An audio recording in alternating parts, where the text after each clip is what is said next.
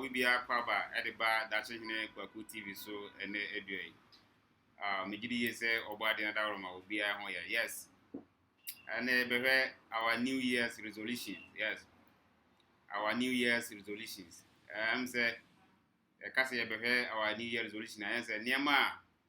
I feel a mono yedi see and you can capacity ya Niama Bakomi Rubinti Yentimi Anyano. Afi me Eshimuki Nanet to Niama University Betimi Aya. Yes, that's the New Year resolutions in Niama Yabebe. Yes, Kakrabi adaptation Kwaku TV per se, or near Eche. Which must search for any all the social media. We search for adaptation Kwaku TV on Sabe coming. Mankomobi will be a Timmy Eddie. Which is actually a video now, Union so any behavior. Now, the more I watch and the more adaptation Kwaku TV is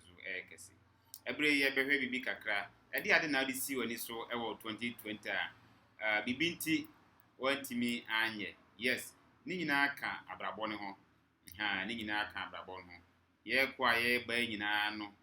Opus open ko animu no. Na bibi so aye asia kwan a wono so say all my uncle, but all the same no betimi akọ. Believe in yourself. Yes, believe in yourself. Obu ho no ma ono ne de ne se bia last year no.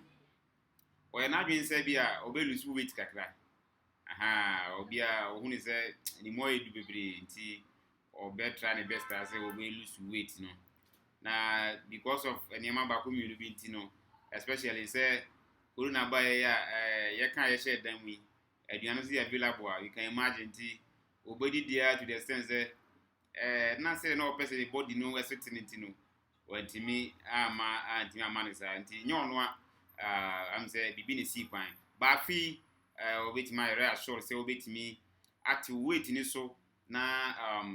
shape wa ope no won say timi aka ni nyina ye full determination and perseverance wo di si wani so a sabre dey am say yi lockdown ne coronavirus protocol no nyina no o ma ye flu say obetimi atu anamo epese yetu in terms of say be epese we will be epese wo so tia obetimi across pa obetimi akọ be at least obenya advice be ese fata be obetimi aboa ama weight na epese olusu no watimi alusu yes obu won so a na bia odi sinani so se bia last year obema na dwuma sem no especially bi obe pay dwuma foforo aye ana say ni how we see approach to the work no obe pejam na because of say lockdown nti no so no ntimi amwa ma na ntimi manisa ni nyina nkachi 2021 so say another opportunity another chance amount say abia wunya no 2020 na wantimi amfantu anamona na wo no this is the time obetimi ade atu sa anamona enkachi kura miawani hye hoden na obetimi apima ko anim ba bia opese opim ko bia one on say tambia no opese otini ba bia se a ya yen try best say be check ba bia yefiri se wanti wan hunu ba bia wo free a untimi hunu ba bia wo kro se wanti mi an check hunu ba bia wo free a ba bia akopa de wo hunu sa na ade na etie nti one ya busa ho kra se na den kra na aman dosu ewo wiase man pi oman bia so say oman ya metimu yi memfa Ghana ni example Ghana ni ube pie Ghana ha reason ma ube pie Ghana ha no unimo Ghana so ube pie enso no regions ni kasa wodo so edosu wan pie region bia mu ya region ube pie mu yi ene kwa region no kwa 16 we have 16 regions okay the type of by bia ube pie yes our region ube pie so no region so ube pie so no wan pie abusua bia mu hwe abusua na wo san be pie free mu no hwe maame ne papa na wo san do ba wiase no wadwene we nyina ho hwe abusua na be pie mu ne maame ne papa do ba wiase meaning say we have a mission wo asudie bi dawo so e wo abusua num ntina be pie ho no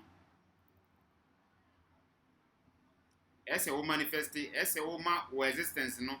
eso ba mfaso e wo abusua na be pie mu no ntina wan pie abusua bia mu saa abusua na be pie nti se wo ani kan check ye hunu ba bia wo free die enti a obepie ho a wonhunu wa bia wokro ene die enti kura wasase so nti eni kan hye ne nso pa hunu ba bia ofri ene die enti a opie ho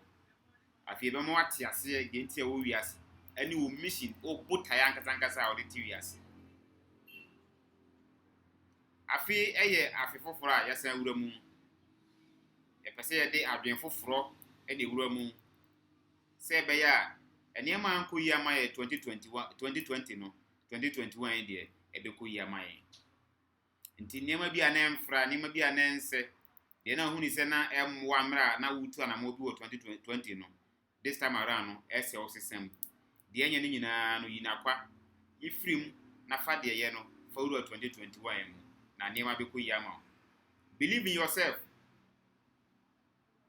say the medical kan no se o ju hu di a obetimi atoma ko ani ba bi apeso ko bia obeko physical things ayi hunu nyina no ya the physical activities na enya nti eniema yi hunu physical things no ya the physical activities ena enya wontimi nhye dan mu emompa ye nko a ema mansion emesio wontimi nhye dan emompa ye nko a ema aduane emesio wontimi nhye dan emompa ye nko a ema car emesio pass upia bonti tu anamo a ye hard work perseverance na o ma adwene no so ye adwuma what planning na good planning na eniema e boss no saa niema a ye physical ye hunu physical de ye hunu ani so no ozo nsa beka bi ye de adwen foforo ene ewura de year 2021 timadika ka cho se eniema emfra bia wa afi atwamu no se na wo mu a se na wo ye obi a sebio wo sesika anyhow na won planning wo to niema won planning ade nyina na ese wo sesen free hu this time around ade a won planning e wo bia bonten anto obeto ibu abonten a make sure say wo planning na wo fie ansa na wo bia bonten obu asika da ne botom kwa wo bia bibia na ne bo bia na wo to eyesa wo ho be kire wo unu time a ese spend any time a e dey save every that ni kwaku TV be san aka to so ne se wankasa wote ho a PBB eyema wankasa wo ho PBB eyema wankasa wo ho emfa woni nto politician bia so emfa woni nto obi aso wankasa nya wo mugidie na bo ho modern se adwuma bi esafata bia wo beye ye bibi ma wankasa wo ho na se bibi to a wankasa watimi agina bibi tu amfa nse otim na se politician ba be kan bia ma ana so wa bi obi abeboa wo kwan bia so da bi da say nim de course of parliament wodi wani hwa na esre ade about tim zade na mpanimfu atese be motifia duri na moye niam ese nti mfo ni nto politicians so pe bibi ye ma ho na se wonya bibi eye ma ho a wadwen kura nko ho wadwen be ko adwuma wo yeso e na wonya o daily bread nti ho na ese mo woni bre na ma woni kum ho na tambia o sinkete na opim konkan na de wo hezo nsa beka